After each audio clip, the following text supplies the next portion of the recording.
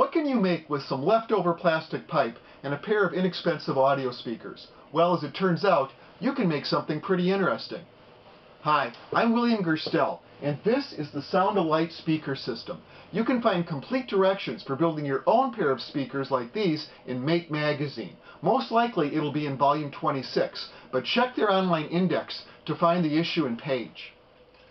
These unusual speakers use clear PVC plastic for the housing, and they incorporate some dead simple electronics to provide a light show at higher volumes.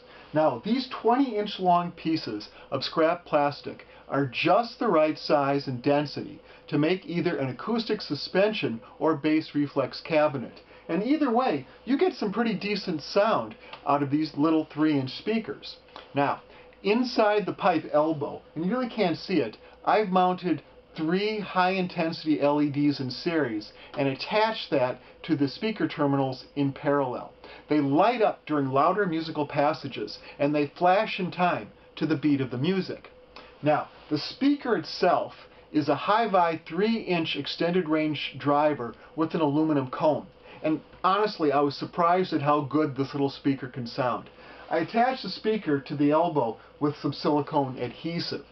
Now, the stand on which everything fits is made from PVC as well. The fitting is called a pipe flange, and I've mounted it on bolts to reduce vibration.